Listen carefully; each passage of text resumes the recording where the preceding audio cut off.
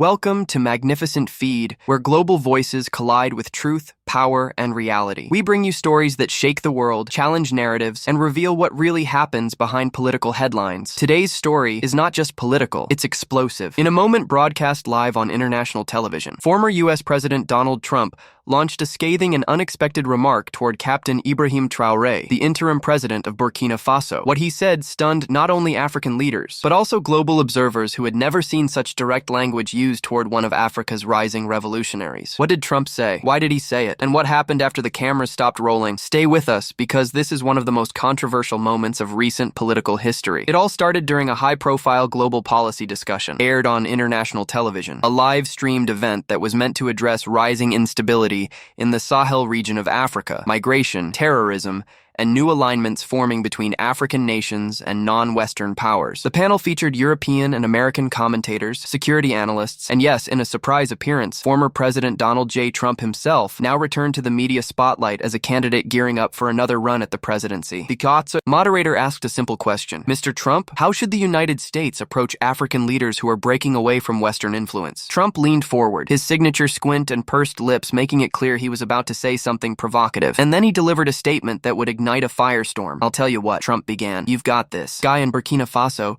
what's his name? Traoré, Captain Traoré. The guy thinks he's some kind of African Che Guevara, but let's be real. He's just another young general with a big ego, some sunglasses, and a camera crew. He throws out the French, hugs the Russians, bans elections, and calls that leadership? Please, I've seen better management at Mar-a-Lago. The room froze. The moderator blinked. The panelists shifted uncomfortably, but Trump wasn't finished. These guys are not freedom fighters. They're power-hungry, anti-Western radicals, pretending to be revolutionaries.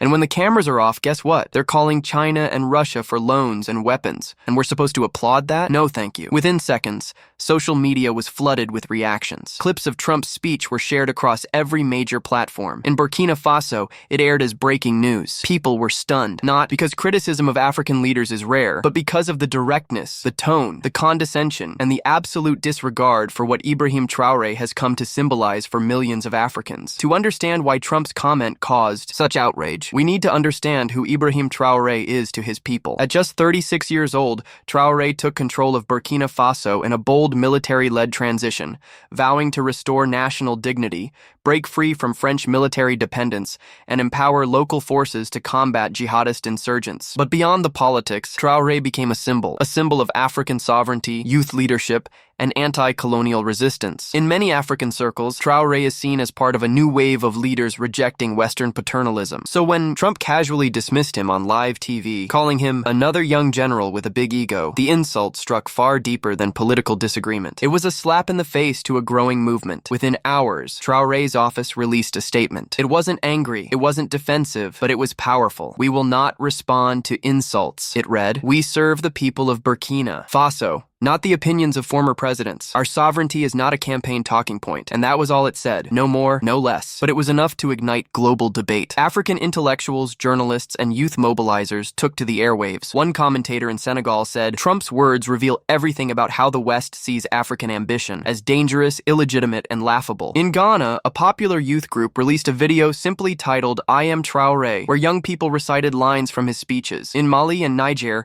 spontaneous marches erupted, crowds holding up signs that read, not your puppet, and Africa chooses its own path. And in the United States, the African-American community responded as well. Activist Cornel West tweeted, Trump insults Traoré because he fears what he represents, real independence, and not just for Africa. But what happened next surprised even seasoned analysts. Ibrahim Traoré, who had remained mostly silent since the incident, appeared unannounced at a local youth gathering in Ouagadougou. There were no prepared remarks, no cameras, just him, a microphone, and young students. One of the students asked, President Traoré, what would you say to Donald Trump if he were here? Traoré smiled and then said something that would echo through international media. I would say, Mr. Trump, power without principle is noise, and freedom without respect is fiction. He paused, then added, we are not seeking approval. We are seeking freedom, and we will get it, even if we must walk alone. That short clip, recorded by a cell phone and uploaded within minutes, exploded online. Hashtags like Traoré responds and All Africa Rises began trending worldwide. The New York Times ran a headline the next day. Trump fires, Traoré responds with fire and grace. Suddenly, a single insult had turned into a global reckoning. In France, politicians scrambled to respond. Macron's foreign affairs team released a statement distancing itself from Trump's remarks,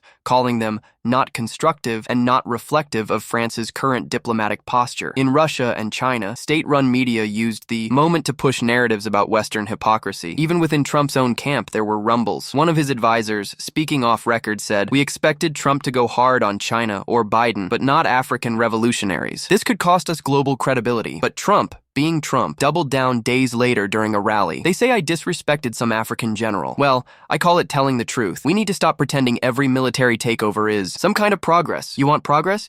Try elections, not uniforms." That line was met with applause at the rally, but online, the backlash continued. Pundits on international news panels debated for days. One said, "Trump sees everything through the lens of control. He cannot understand movements that arise outside of American frameworks." Another added, "This is about more than Trump versus Traoré. This is about a battle of worldviews, one stuck in old systems of domination, and one pushing for a new order of independence." And yet, amid the chaos, something deeper was happening. In African capitals and remote villages alike, people were asking questions they hadn't asked in decades. What does true sovereignty look like? Who gets to define leadership? Can Africa chart its own course without Western validation? One Burkina Faso farmer put it best in an interview. "I don't know much about Trump, but I know when a man speaks with arrogance and when another speaks with dignity, and I stand with the man who speaks with dignity." In the weeks that followed, Burkina Faso signed several new cooperative agreements with India, Brazil, and Turkey, signaling a broader diversification of alliances, and Ibrahim Traoré, once seen as a temporary leader, began being called something else by his supporters, the People's Flame. Meanwhile, back in the US,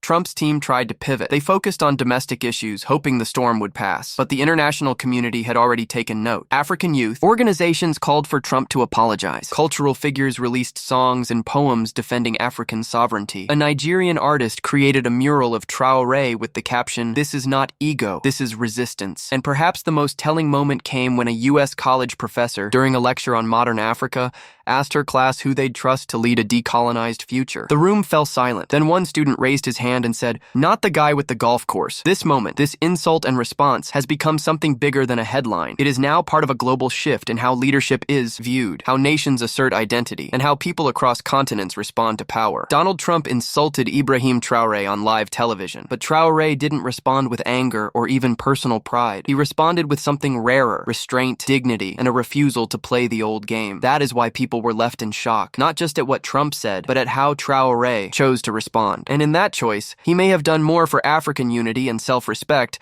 than any policy ever could. Here on Magnificent Feed, we bring you more than politics. We bring you the pulse of the people, the voices of revolution, and the stories that reshape global narratives. If this story challenged your views, gave you perspective, or sparked a new understanding, then share it. Let others hear it. And let the world know that leadership, real leadership, does not shout. It stands. Don't forget to like, comment, and subscribe. Join us again as we continue to explore the moments that matter, the ones that shake nations, redefine truth, and echo across continents. Until next time, stay aware, stay bold, and above all, stay magnificent.